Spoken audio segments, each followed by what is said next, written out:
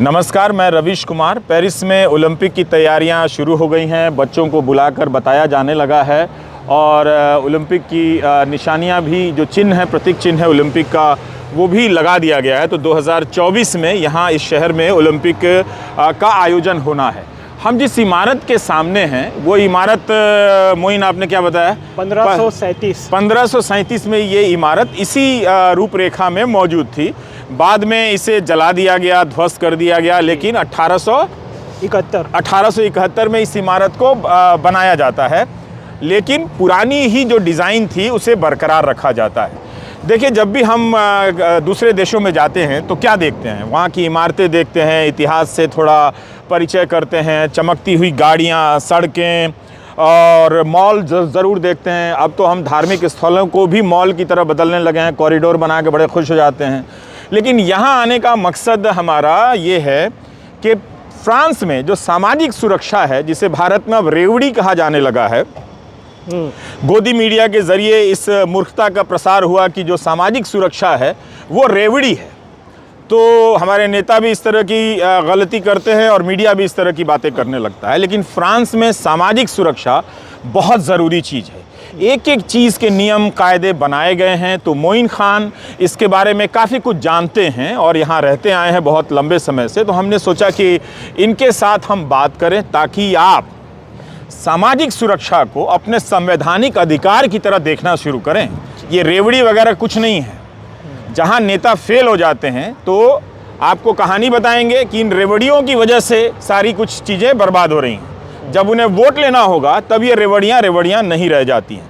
तो ये आपको समझना है कि सामाजिक सुरक्षा क्या है, क्यों ज़रूरी है। आजकल पठान फिल्म का एक डायलॉग तो पठान फिल्म का नहीं है, वो बहुत ज़माने से है कि ये मत पूछो कि देश ने तुम्हें क्या दिया, ये कहो तुमने देश को क्या दिया। ये बात बहुत सही है और इसका पालन भी करना चाहिए। लेकिन एक हद के बाद ये बात है वो बकवास है। ये ज़रूर पूछो कि जो आपने देश को दिया है, देश ने उसका क्या किया है, ये पूछना चाहिए। जो आप टैक्स दे रहे हैं, जो आप अपनी पढ़ाई से, विश्वास से सरकारें चुनते हैं, उन सरकारों ने संविधान का, संस्थाओं का क्या किया, ये पूछना चाहिए। अगर आप वो सवाल नहीं करते हैं तो ये बात पूरी तरह से बकवास है कि ये मत पूछो देश ने तुम्हें क्या दिया, ये बताओ तुमने देश को क्या दिया। जब तुमने देश से पूछा ही नहीं तो देश के होने का सबसे ज़रूरी काम किया ही नहीं। तो हम मोइन खान से हम हैं। मोइन, ये बताइए कि फ्रांस में, शुरुआत के लिए बताइए कि आपको भी, आप जब यहाँ आए तो सामाजिक सुरक्षा से किस तरह से आपका पाला पड़ा? शुक्रिया रवीश जी, मौका देने के लिए, बताने के लिए। मैं चिल्ला के सबको बता रहा हूँ पहले से कि सामाजिक सुरक्षा क्या होती है। बेसिकली आपकी डिग्निटी का रक्षा कवच है। अच्छा। स्टेट के द्वारा, और डिग्निटी स्टेट द्वारा प्रोवाइड करी जानी चाहिए। इस बात का ना रियलाइजेशन मुझे यहाँ आके हुआ कि अरे ये स्टेट की जिम्मेदारी है, क्योंकि हम तो अपना टैक्स दे चुके। अब मेरी डिग्निटी की रक्षा करना। आप डिग्निटी पे, सम्मान पे क्यों जोर दे रहे हैं? सर, डिग्निटी से बहुत कुछ आता है। जब एक आदमी सम्मान से जीता है ना, तो वो लोगों के बहकावे में नहीं आता है। वो किसी लार्जर आइडेंटिटी के पीछे छुपने की कोशिश नहीं करता है। उसे ज़रूरत नहीं है कि मैं जाके धर्म की आइडेंटिटी के पीछे छुपूं और फिर उन लोगों के प्रोपेगेंडा को बचाने के लिए मैं एक रोबोट बन जाऊं। मेरा अपना एक अस्तित्व है, मेरी अपनी एक डिग्निटी है। लेकिन ये कहने को लगता है बड़े बड़े शब्द, आती कहाँ से है? जब आप एक आदमी को चारों तरफ से सुरक्षित महसूस कराओगे, उसके बाद ही वो अपनी असलियत खुल के दिखाएगा। अदरवाइज वो किसी और का प्रोग्राम्ड ज़ॉम्बी या रोबोट बन के रह जाएगा। असलियत मतलब जो उसके भीतर की क्षमता है, जो अपना अधिकार बोध है, उसका सही इस्तेमाल करेगा।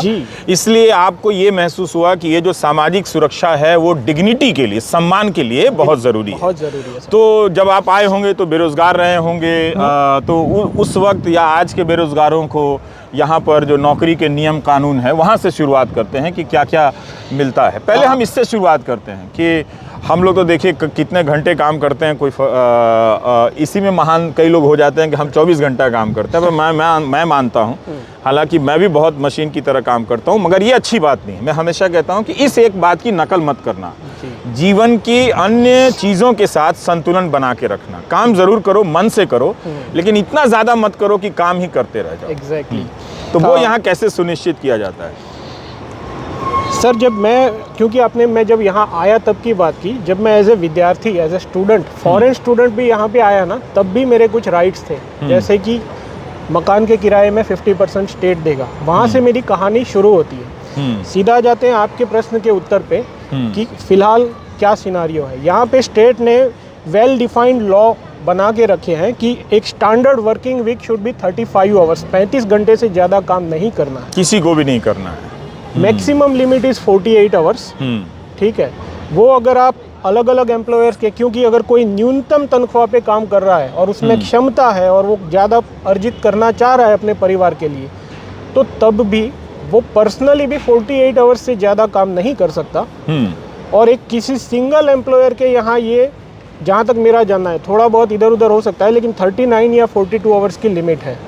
लेकिन 99% इज़ 99% लोग 35 घंटा काम करते हैं, उसे घटा के 32 करने की बात हो रही है। लेकिन आप 50 घंटा काम कर लें, किसको पता चलेगा कि आप किसी के यहाँ मिठाई की दुकान में हैं या कैफ़े में काम करते हैं तो आपने 50 घंटे काम किए।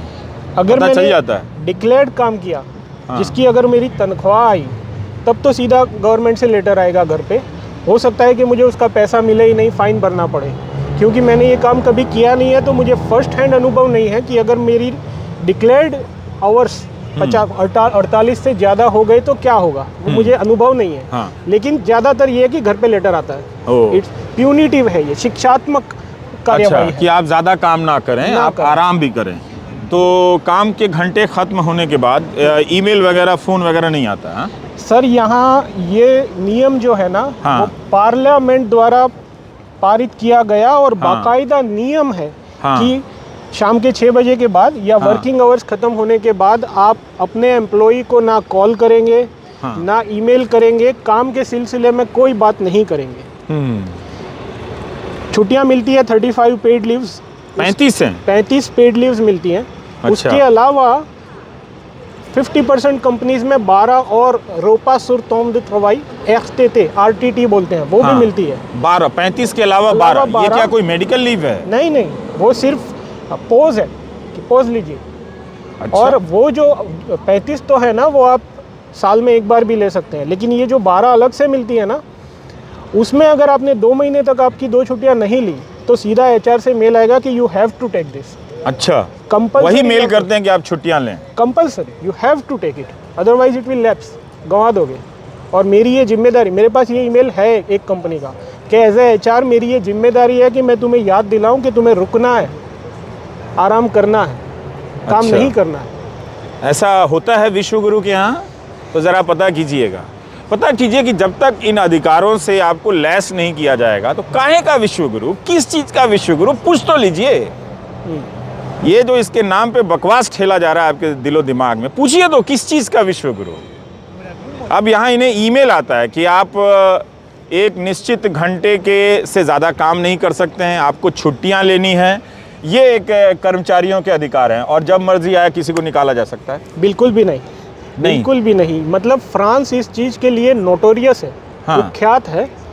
कई वो कहते हैं ना, ईज ऑफ डूइंग बिजनेस में उसकी रैंकिंग गिरती है। क्योंकि यहाँ एम्प्लॉई की, कर्मचारी की सुरक्षा इतनी ज़्यादा है, आप नहीं निकाल सकते। आपको ये मोटी फाइल बना के जस्टिफाई करना पड़ेगा कि मेरा इसे निकालना क्यों ज़रूरी है, मेरे पास पैसा नहीं है, या इसका कोई परफॉर्मेंस में प्रॉब्लम है, डॉक्टर का सर्टिफिकेट चाहिए, या मुझे प्रूफ जमा करने पड़ेंगे 6 महीने तक कि देखिए मैंने इससे ये काम मांगा था जो कि जस्टिफाइड है और ये नहीं कर पाया।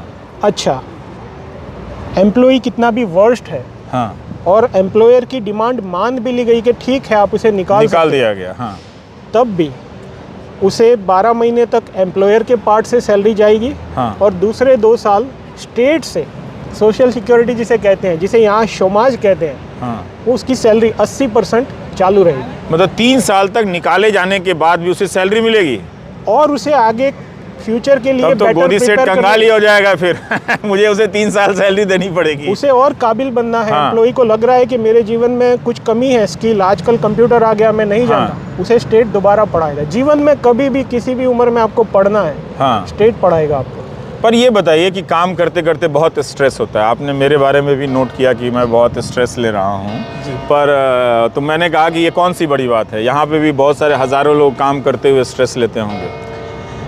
हम लोग सीधा बर्नआउट पे आ जाए। हाँ। स्ट्रेस से क्या होता है, बर्नआउट के एक तबक्का ऐसा भी आता है जब आप खत्म हो जाते हैं, जल चुके हैं पूरे। यहाँ पे एक प्रावधान है मालादी प्रोफेशनल, यानी कि ऑक्यूपेशनल डिजीज। दर्शकों के लिए मैं सिंप्लीफाई कर देता हूँ कि कोई अगर कोयला खदान में काम कर रहा है तो कोयले की वजह से उसको जो बीमारी होगी वो उसकी पर्सनल बीमारी नहीं है, वो उसको काम की वजह से हुई है।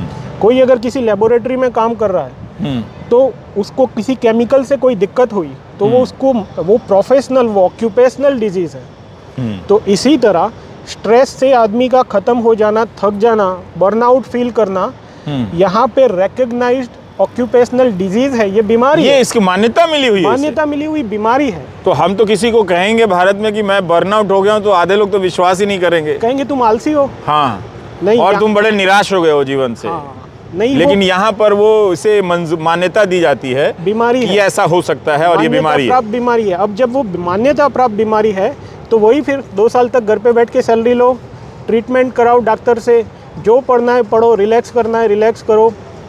क्योंकि वो रिकॉग्नाइज्ड बीमारी है तो आप घर पे बैठ के आपकी तनख्वाह चालू रहेगी। तो आपने देखा कि हम क्यों मोइन खान से बात कर रहे हैं, क्योंकि मोइन खान को सामाजिक सुरक्षा के बारे में काफ़ी कुछ पता है और ये आपको पता होना बहुत ज़रूरी है, क्योंकि आपके देश का जो गोदी मीडिया है वो आपको बेवकूफ़ बना रहा है। वो लोगों को, दर्शकों को बंदर में बदल रहा है। बंदर बहुत ही होशियार प्राणी है, पर वो चालाकी, उसकी चतुरता भी आपके भीतर से वो ख़त्म करता चला जा रहा है। तो इसलिए हम आपको ये बताना चाहते हैं कि फ्रांस की सड़कें, गाड़ियाँ, इमारतें दिखाने के अलावा भी वो सभी चीज़ें महत्वपूर्ण हैं कि आप जब किसी दूसरे देश में जाएं तो जाने कि वहाँ क्या सामाजिक सुरक्षा है।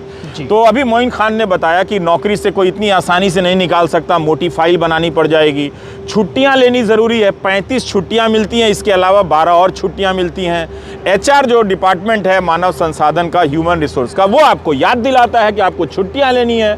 और अगर आप बर्नआउट हो गए, थक गए, काम के तनाव से आपके अंदर ऊर्जा नहीं है काम करने की, आइडिया नहीं आ रहे हैं, परफॉर्मेंस अच्छा नहीं हो रहा है, तो उसे मान्यता दी गई है और छुट्टी दी जाती है और छुट्टी देने के बदले आपको सैलरी मिलती है, 2-2 साल तक इलाज का खर्चा मिलता है। अब हम आते हैं चिकित्सा पर। चिकित्सा पर आपको किस तरह की सामाजिक सुरक्षा यहाँ पर हासिल है? सर, एक लाइन में अगर कहूँ तो यहाँ डॉक्टर से लेके दवाई की दुकान तक मुझे जेब से पैसा देना ही नहीं है, नहीं देना पड़ता है। एक कार्तविताल है, मैं दिखा दूँ? हाँ, दिखाइए। वो कार्तविताल है सर, ये वाला। ये इस तरह के तो कार्ड भारत में भी हैं, नहीं वो अलग है। तो ये आपको ये इंश्योरेंस कार्ड मिला हुआ है, ये इसमें पैसा कौन देता है? ये बस मेरी आइडेंटिटी है। और हर जगह मशीनें लगी हुई है, वो इसे बस वेरीफाई करेगा। पैसा उनको जिस भी संस्थान में मैं जाऊंगा, अस्पताल में जाऊंगा, निजी डॉक्टर के पास जाऊंगा या दवाई की दुकान में, तो उसका भुगतान उसको सरकार करेगी, स्टेट करेगा। सरकार और स्टेट आप अपनी जेब से नहीं देंगे, कुछ नहीं देना। तो यहाँ जो बड़ी बड़ी दवा की दुकानें मैं देख रहा हूँ, तो वहाँ अगर आप जाएंगे तो आपको पैसे नहीं देने पड़ेंगे, आप दवा लेंगे और ये कार्ड इंसर्ट करेंगे। जो डॉक्टर द्वारा लिख के दी गई दवाइयाँ हैं, वो सारी इससे भुगतान होगा। To be more clear, actually 70% का नियम है, 70% देगा स्टेट, 30% आपने देना है, लेकिन किसी किसी किस्से में वो 100% तक भी है। दूसरा, मेरे एम्प्लॉयर ने मुझे प्राइवेट इंश्योरेंस भी दे रखा है, तो जो बचा 30% है वो भी आ गया। ना डॉक्टर को कभी पैसा देना है, और ये सबको मिलता है। नौकरी आपकी चली जाएगी तब भी आपको ये मिलेगा? सर, ये सबको छोड़िए, जो इलीगल लोग हैं जिनके पास किसी तरीके के कागजात नहीं है, उनको भी मिलता है। उनको भी मिलता है? उनको भी मिलता है। हमारे यहाँ तो जो लीगल लोग हैं उनसे मांगा जाता है कि आप कागज दिखा दीजिए कि आप लीगल हैं या नहीं। आप इस देश की धरती पे हो तो health care, child care, social housing, ये आपका राइट है, स्टेट ने आपको देना है। और यहाँ पर रेवड़ियाँ टाइप से, फ्री रेवड़ियाँ, इस टाइप की बहस नहीं होती हैं कि कोरोना में आया तो अभी देखिए भारत में बहुत बहस हो रही है कि आपको ये सब जो मिल रहा है रेवड़ियाँ हैं, इससे स्टेट ख़त्म हो जाता है, मगर यहाँ स्टेट ही सबको इतनी सारी चीज़ें दे रहा है। आपने बहुत अच्छी बात छेड़ी, क्योंकि रीसेंट एग्जाम्पल है और बहुत बड़ी घटना है, सदी में एक आध बार होती है। बात कर लें एक आध में? हाँ, ज़रूर। कोरोना में सर, नौकरियां तो छोड़िए, जो नौकरीशुदा लोग हैं उनकी तो नौकरियां चालू रही, उनके तनख्वाह भी मिली। जिनकी दुकानें हैं, जैसे किसी की बेकरी है, किसी की फलों की दुकान है, किसी का रेस्टोरेंट है, lockdown was enforced by state. State ने कहा है कि बंद करो, तो उसका भुगतान भी स्टेट ही करेगा। आपका पिछले महीने का टर्नओवर क्या था, प्रॉफिट क्या था। अगर 20,000 रुपया था, अगर मान लीजिए मैं अंडा की दुकान चलाता हूँ, 20,000 रुपया मंथली खर्चा है, मैं किराने की दुकान चलाता हूँ, तो सरकार वो 20,000 रुपया दे रही थी यहाँ पे? सरकार आपका किराया दे रही थी, इलेक्ट्रिसिटी माफ थी, आपके एम्प्लॉइज की तनख्वाह दे रही थी। उसके अलावा आपका निजी 8,000 यूरो की मैक्स कैप लिमिट थी। अगर मैं गलती भी इसमें कर सकता हूँ, ये वो ठीक है, वो 8,100 चलता है। कुछ मैक्स कैप लिमिट थी। आपने बस बताना था कि मेरा पिछला बिजनेस कितना था, और क्योंकि स्टेट ने आपकी दुकान बंद करी है, स्टेट आपको उतना देगा। मेरे दोस्तों ने लिया है, रेस्टोरेंट ओनर्स ने लिया है, फ्रीलांसर्स ने लिया है, शिक्षकों ने लिया है, जो प्राइवेट टीचर्स हैं, घर पे ट्यूशन पढ़ाते हैं, उन्हें बस अगर आपने डिक्लेयर काम किया है और पिछला काम सरकार को दिखाया है, उस पर टैक्स दिया है, तो आगे की जिम्मेदारी सरकार। तो अमेरिका में भी तो $1,000 $1,200 मिला था, उससे अलग है यहाँ का सिस्टम? अमेरिका में सीधा सबको 1,200 मिला था, और यहाँ पे 1,200 नहीं 8,000 तक मिला था। बट आपको बस प्रूव करना था कि ये मेरी रियल इनकम थी है। अगर आपने मेरी दुकान नहीं बंद कराई होती तो मैं इतना कमा लेता था। देखिए, मैंने डिक्लेयर किया है, टैक्स भरा है, तो सरकार आपको देगी। तो सबको पैसे मिले? सबको मिले हैं सर, एक साल तक मिले हैं, और बड़े लोगों ने फ़ायदे भी उठाए इसके। बड़े लोगों ने फ़ायदे भी उठाए। हाँ, उसमें हमारे लोग तो ज़रूर होंगे फ़ायदे उठाने में, तो खैर छोड़िए। लेकिन हम बात ये है कि अभी आपने मोइन खान से दूसरे हिस्से में क्या जाना? ये जाना कि चिकित्सा के मामले में कितनी आपको सुविधाएं मिलती हैं। ये सामाजिक सुरक्षा के तहत है, दवाई खरीदने से लेकर सब, और अस्पताल में डॉक्टर भी मिलता है साथ में। अस्पताल में डॉक्टर, अस्पताल कैसा है यहाँ का? सरकारी अस्पताल आप कभी गए हैं? अस्पताल बहुत बड़े हैं, बहुत ही वेल इक्विप्ड है, लेकिन यहाँ सब कुछ स्लो है। यूरोप और खासकर फ्रांस स्लो है, तो एक कंप्लेन रहती है कि बहुत इंतजार करना पड़ता है, वो है। अगर इमरजेंसी है, आपको कुछ लग गया, खून बह रहा है, या आपकी हार्ट बीट्स बढ़ी हुई है कुछ, तो इमरजेंसी वार्ड अलग है, वहाँ तत्काल रूप से वो एम्बुलेंस भी अलग है और आ जाता है सब। लेकिन अगर वो खुद चल के जाने वाली छोटी मोटी बीमारी है तो भीड़ है वहाँ पे, थोड़ा सा वेट करना पड़ता है, लोग स्लो है। भीड़ तो हमने इंडिया में देखी है, तो मैं उसे भीड़ नहीं करूँगा, लेकिन धीमे है। पर अस्पताल में डॉक्टर हैं, चीज़ें हैं, इलाज होता है, तो जिसको भी नंबर मिल जाता है इलाज होता है, बड़ी से बड़ी बीमारियों का भी। और नॉर्मली छोटी छोटी बीमारियां जो है ना, उसके लिए अस्पताल नहीं जाते लोग, सीधा डॉक्टर से कंसल्ट करते हैं, जो अपने छोटे छोटे ऑफिस खोल के बैठे हैं। डॉक्टर की जो फीस है वो भी स्टेट ने तय कर रखी है कि टायर 1 डॉक्टर का सभी डॉक्टर 23 यूरो ही लेगा, 24 नहीं। प्राइवेट फीस में वो भुगतान तो स्टेट करेगा, मैं नहीं दे रहा हूँ। लेकिन अगर मान लीजिए मैं जाता हूँ तो मुझसे भी वो 23 यूरो ही लेगा, है ना जी, क्योंकि सरकार ने उस डॉक्टर की फीस तय की हुई है। टायर 1, टायर 2, टायर 3 इस तरह की डॉक्टरों की ग्रेडिंग है एक्सपीरियंस के हिसाब से। जो दवाइयाँ हैं, क्योंकि स्टेट भुगतान कर रहा है, तो ये भी हो सकता है ना कि जो दवाई बनाने वाली कंपनियां हैं वो बहुत महंगी बेचें, क्योंकि वो कोई जगत सेठ है जो टाई अप करके बैठा है। नहीं, उसके पीछे पूरी की पूरी कमिटीज होती है, रिसर्च करती है और तय करती है कि जैसे ये पैरासीटामोल है तो उसकी खरीद कीमत क्या होनी चाहिए, और उसी तय दाम से आता है, ताकि स्टेट को भी कोई चूना ना लगा जाए। स्टेट तो हमारा ही पैसा है ना। पर इसलिए हमने ये बातचीत यहाँ रखी मोइन के साथ कि आप जब अपने राजनेताओं के सामने जाएं, चुनाव का समय आए, तो सामाजिक सुरक्षा के मुद्दे को ज़रा ठीक से समझें। ये 12वीं पास लड़कियों को स्कूटी दे देना, ये कभी किसी को मंगलसूत्र दे देना, ये निश्चित रूप से नहीं है। लेकिन उसके बजाय अगर आप शिक्षा को फ्री करें और उसकी क्वालिटी इतनी अच्छी रखें कि यहाँ भारतीय लोग ही बता रहे थे कि प्राइवेट स्कूलों में पढ़ाना शर्म की बात है। लोग पूछते हैं कि आप सरकारी स्कूल में क्यों नहीं पढ़ाते हैं, क्योंकि उसका दर्जा और उसकी गुणवत्ता बहुत अच्छी होती है। तो ये जब अच्छी होगी तो वोट के लिए किसी को स्कूटी देने की ज़रूरत नहीं होगी।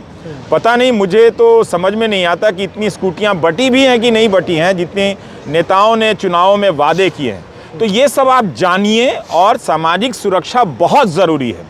ये सरकार का ही काम है देना। सरकार को आप टैक्स भी दीजिए ईमानदारी से और वापस भी लेने की मांग कीजिए, उसे समझिए कि सामाजिक सुरक्षा क्या है। इस जगह की एक बात बताता हूं, जहां हम टाउन हॉल के सामने खड़े हैं, इसके दूसरे हिस्से में मानवाधिकार की सुरक्षा के लिए एक चार्टर लगा हुआ है, बाकायदा पोस्टर लगा हुआ है कि दुनिया में कहीं भी कोई भी मानवाधिकार के लिए लड़ रहा है तो पेरिस जो उसे ऑनरेरी सिटीजनशिप देता है, नागरिकता देता है। हालांकि इसके अपवाद भी हैं, बहुत तरह से जो माइग्रेंट लोग आए हैं उसको लेकर अपनी एक राजनीति है, वो सब है, लेकिन ये कम बड़ी बात है कि यहाँ पर ये बाकायदा बोर्ड, एक ही बोर्ड लिखा हुआ है इनकी नीतियों को लेकर, और वो ह्यूमन राइट्स को लेकर है कि हम इसका सम्मान करते हैं। और ईरान में नसरीन जो हैं, जिन्हें 33 साल की सज़ा सुनाई गई है ईरान की सरकार के द्वारा, उनके प्रति वो तस्वीर लगी हुई है उनकी, और लिखा हुआ है कि हम नसरीन, उनके समर्थकों और उनके परिवार के सदस्यों को जिन तकलीफ़ों का सामना करना पड़ रहा है, हम उसे समझते हैं और उसका साथ देते हैं। तो ये सामाजिक सुरक्षा मानवाधिकार की सुरक्षा के साथ जाकर बगैर उसके पूरी नहीं होती। क्योंकि आपने चार्टर की बात की, जो कि फ्रेंच रिवॉल्यूशन के टाइम पढ़ा गया था कि मानवाधिकार क्या होते हैं, उसके ठीक 4 साल बाद कुछ 91-92 में ये जो सोशल सिक्योरिटी पे हमने बात की ना, उसका भी एक चार्ट पढ़ा गया था, चार्ट दे म्यूचुअलिटी। अच्छा। कि जिसमें स्टेट की जिम्मेदारी क्या है और नागरिक अपने हिस्से से कितना करेगा, कितना प्रोटेक्शन इसे स्टेट देगा, बाकायदा उसमें। हालांकि उससे पहले इवन राजाशाही में भी कुछ तो सोशल सिक्योरिटी के नियम थे कि एम्प्लॉयर की क्या जिम्मेदारी है, स्टेट की क्या जिम्मेदारी है एम्प्लॉय की। लेकिन फिर रिवॉल्यूशन के बाद इसी जगह वो 91-92 में चार्ट द म्यूचुअलिटी, यानी कि चार्टर ऑफ म्यूचुअलिटी भी घोषित किया गया, वो लिखा हुआ है। मोइन खान, आपसे बात करके बहुत मज़ा आया। Thank you sir. और इस बातचीत से ये एक निष्कर्ष निकलता है कि भारत में क्या हो रहा है लिबरलाइजेशन के नाम पर।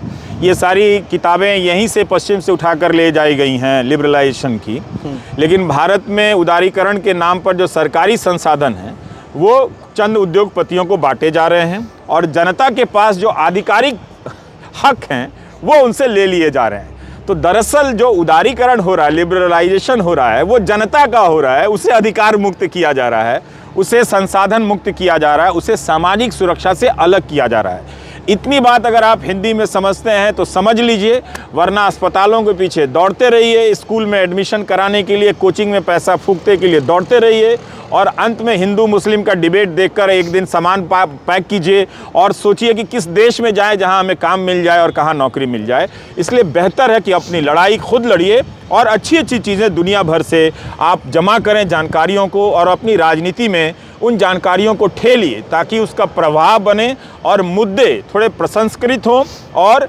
ज़रा सा संशोधित भी हों और सुंदर भी हों। तो आप देख रहे हैं रवीश कुमार ऑफिशियल, ये हमारा यूट्यूब न्यूज़ चैनल है और फेसबुक पर भी हैं। इसलिए अब तो कहीं भी जाता हूं तो काम शुरू कर देता हूं घूमने के बजाय, तो ये हमारा काम है। आप पूरा वीडियो देखिएगा और अपनी प्रतिक्रिया भी दीजिएगा, आपका इंतज़ार रहेगा। नमस्कार, मैं रवीश कुमार। धन्यवाद।